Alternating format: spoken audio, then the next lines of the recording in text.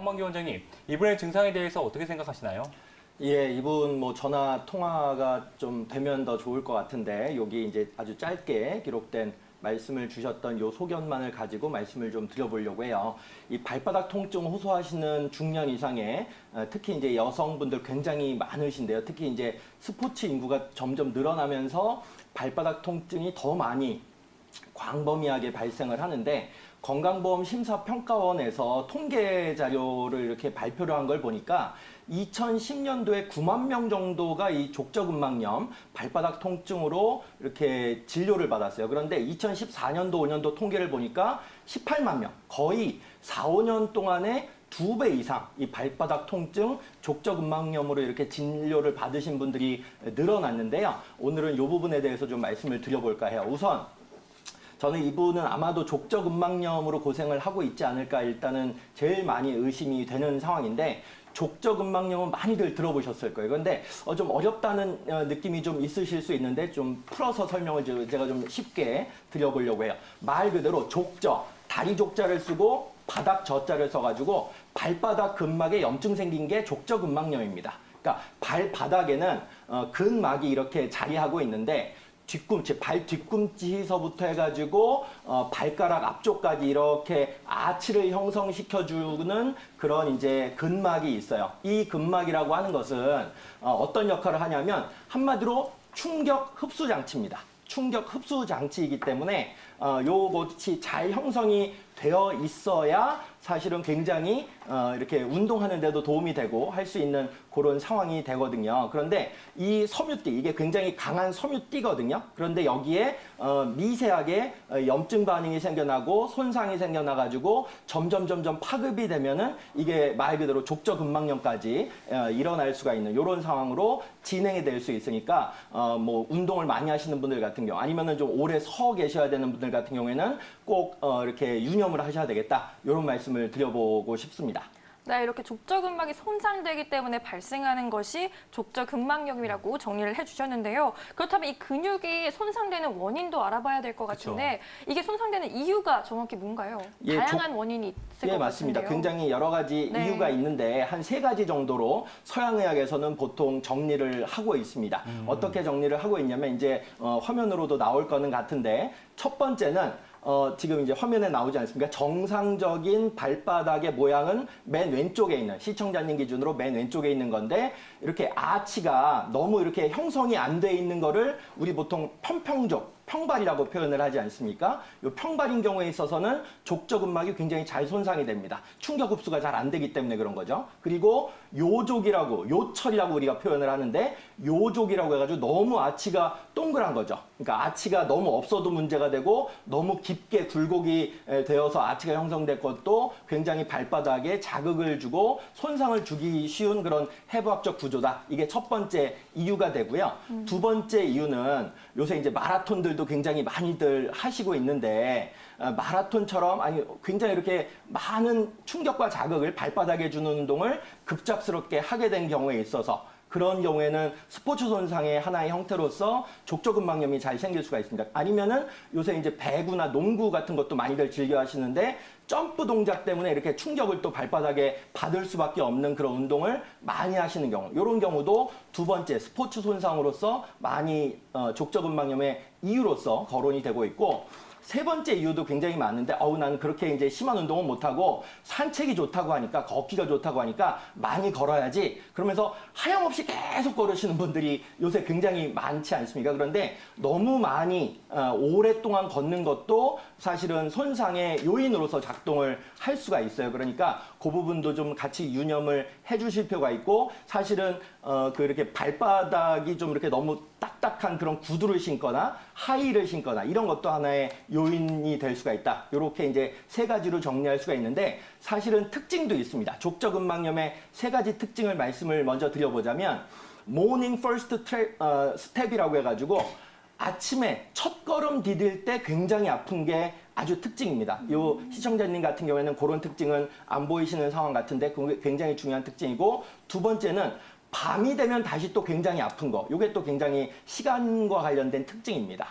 세 번째 같은 경우에는 이 발가락을 발등 쪽으로 이렇게 굽혔을 때, 이학적 검사를 했었을 때, 아우 아파요 막 이러면서 점프 사인 같은 게 나타날 수가 있거든요. 이런 경우도 족저근막염의 하나의 특징이다. 이렇게 이제 세 가지 요인과 세 가지 특징을 정리해서 말씀을 드려봤습니다. 네, 이렇게 선천적인 발의 형태라든지 과부하를 주는 환경 때문에 족저근막염이 발생할 수 있다는 점 잘 기억하시면 좋을 것 같은데요.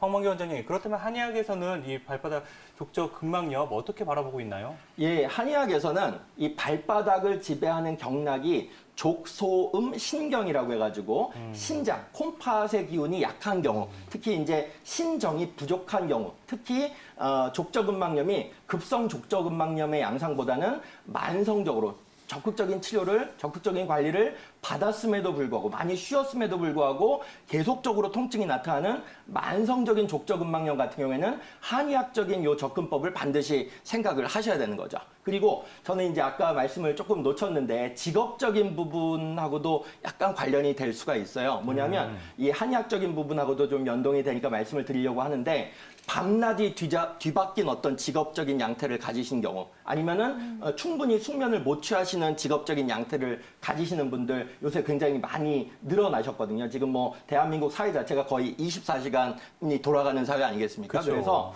아파트 이제 경비하시는 분들, 그리고 경찰분들, 야간에도 순찰 많이들 도시지 않습니까? 그리고 이제 주야간 교대 근무하는 간호사분들, 의사 선생님들, 이런 분들 족저근막염 굉장히 많이 시달리시고 있습니다. 그리고 이렇게 새벽 기도 가시는 종교인분들, 그런 분들도 많고, 맨 마지막으로 이렇게 불면증에 시달리시는 그냥 일반인 분들도 만성적인 족저근막염에 많이 시달릴 수 있는 한의학적인 요인, 신정 부족 상태에 있을 수 있다. 이렇게 좀 정리해 볼 수가 있을 것 같습니다. 네, 이렇게 발생하는 원인에 따라서 치료법도 또 달라질 것 같은데요. 실제로 이 한의원에 방문을 하게 되면 어떤 치료법으로 접근을 하게 되나요? 예, 두 가지 요법으로 접근을 하게 되는데, 첫 번째는 이게 이제 한의학적으로는 족저근막에 생긴 염증을 완화시키고, 즉 진정시키고 통증을 좀 감약시키는 방향으로의 치료가 첫 번째. 요건 이제 침 치료를 통해서 보통 하게 되고요.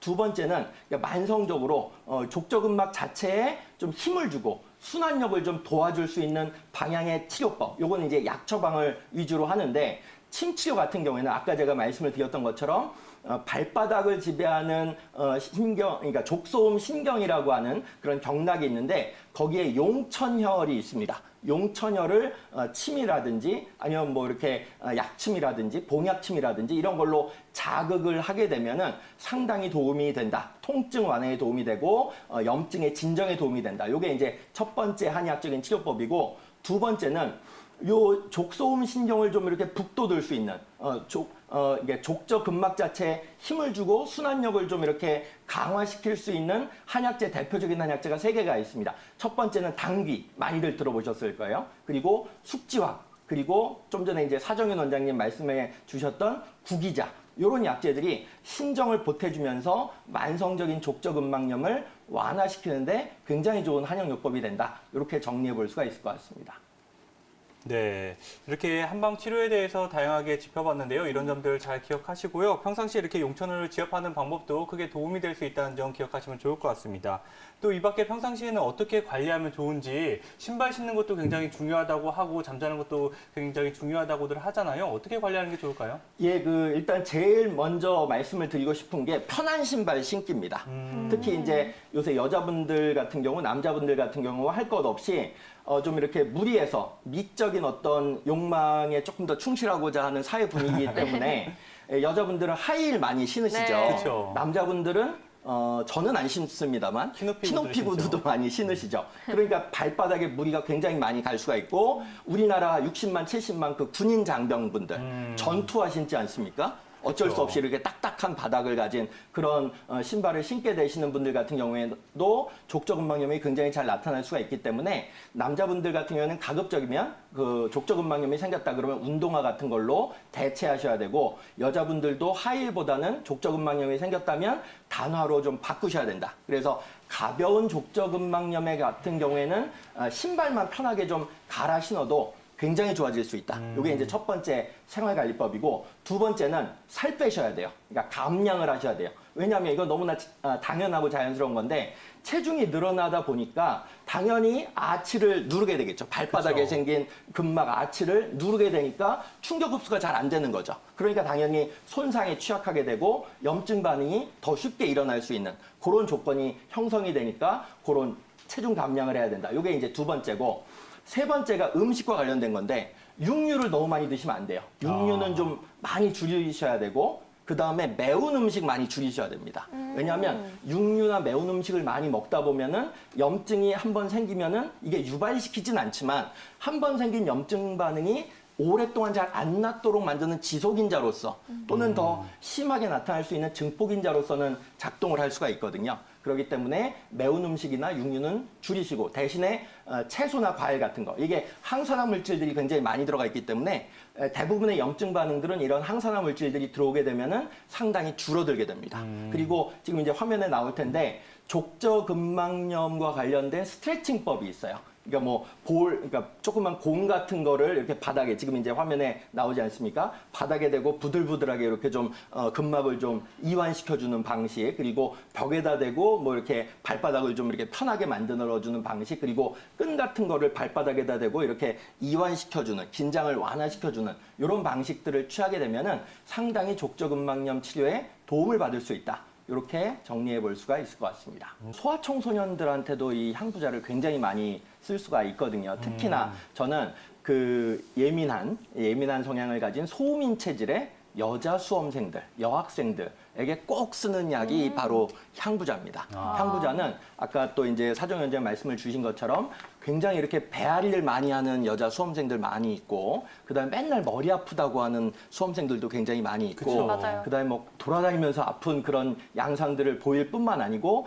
사실은 한창 성장기에는 성장통도 잡아줄 수 있는 대표적인 약제, 특히 여자분들한테 굉장히 잘 쓸 수 있는 약제가 바로 이 향부자다. 특히 이제 생리통 초기에 이제 월경을 시작하는 초기에 이제 여학생들 같은 경우에 향부자를 굉장히 많이 써가지고, 아까 이제 난임 말씀을 주셨는데 굉장히 뭐 여학생들이니까 아직 뭐 임신하려면 조금 시간이 걸리긴 했지만 어쨌든 자궁 자체를 굉장히 건강하게 만들어줄 수 있는 울체된 기운을 풀어주는 대표적인 약이다. 이렇게 기억을 하시면 굉장히 도움이 될 것 같습니다. 그리고 이게 머리도 맑아지게 하는 아주 대표적인 약제이기 때문에 수험생들의 총명탕의 재료로서도 많이 적극적으로 활용이 되고 있는 그런 실정입니다.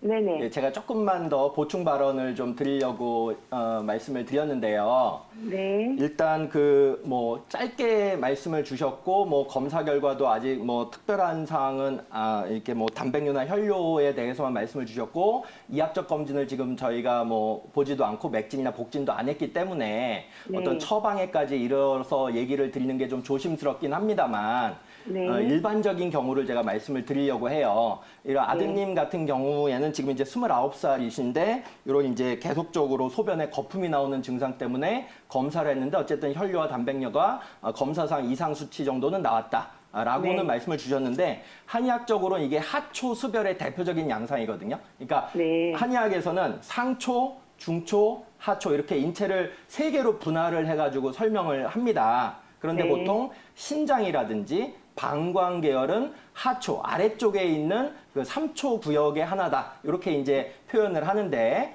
하초에 습이 많이 끼어 있고 열이 많이 끼어 있다. 이렇게 이제 해석을 하게 되는 거예요. 그렇기 때문에 네. 제일 중요한 거는 열을 식히는 방향으로 처방을 하는 게 굉장히 중요합니다. 그렇기 때문에 섭생법도 물을 많이 먹여서 열을 좀 식히는 방향이 우선적으로 추천이 되는데, 홍삼 같은 경우는 지금 말씀하신 것처럼 뭐 조금 먹는 거는 크게 상관이 없습니다만, 계속적으로 누적적으로 좀 반응을 일으킬 정도로 오래 단독으로만 먹게 되면 사실은 오히려 악영향을 줄 수가 있거든요. 그렇기 때문에 네. 저는 홍삼은 먹이지 마시고 차라리 물을 많이 먹이시라. 그리고 네. 가까운 한방 의료기관 가셔가지고 이 하초 습열을 좀 낮춰줄 수 있는, 완화시켜줄 수 있는 한약 처방들이 굉장히 많아요. 예를 들어서 팔정산이라든지 오림산이라든지 용담사간탕이라든지 이런 아주 대표적인 하초 습열을 좀 꺼줄 수 있는, 완화시켜줄 수 있는, 그래서 이런 혈뇨나 단백뇨도 좀 이렇게 증상을 검사상 수치도 좀 정상화를